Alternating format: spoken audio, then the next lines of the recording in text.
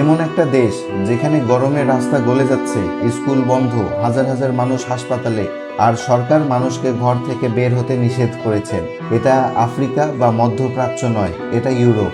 এক সময় যেসব শহর ঠান্ডা আবহাওয়ার জন্য বিখ্যাত ছিল, এখন সেখানেও এসি ছাড়া থাকা কঠিন হয়ে পড়েছে। ইউরোপে হঠাৎ এত গরম কী কারণে?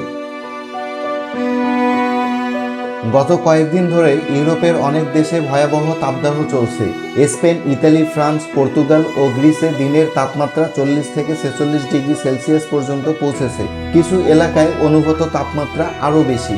এই গরমে শুধু মানুষই নয়, রেললাইন পর্যন্ত বেঁকে যাচ্ছে, রাস্তার পিচ নরম হয়ে যাচ্ছে, বিদ্যুতের চাহিদার রেকর্ড ছুঁয়েছে, আর দাবানলের ঝুঁকি দ্রুত বাড়ছে।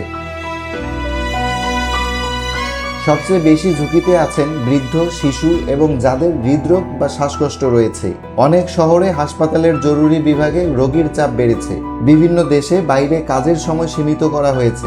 পর্যটকদেরও সতর্ক করা হচ্ছে দুপুরের রোদ এড়িয়ে চলতে। কিন্তু প্রশ্ন হলো, এত গরম কেন? বিজ্ঞানীরা বলছেন এর পিছনে রয়েছে শক্তিশালী হিটডোম বা তাপের আবরণ, যা গরম বাতাসকে আটকে রাখে।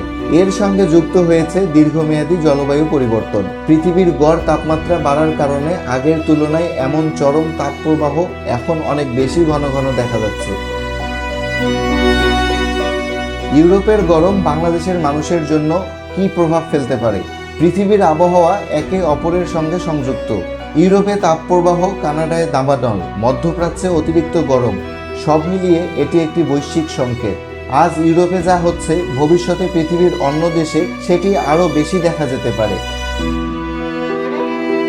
প্রকৃতির এই পরিবর্তন শুধু একটি দেশের সমস্যা নয়, এটি পুরো পৃথিবীর জন্য একটি সতর্কবার্তা। আপনার কি মনে হয়, পৃথিবীতে আরও সতর্ক হওয়া উচিত কিনা? আপনার মূল্যবান মতামত কমেন্টে দিতে ভুলবেন না।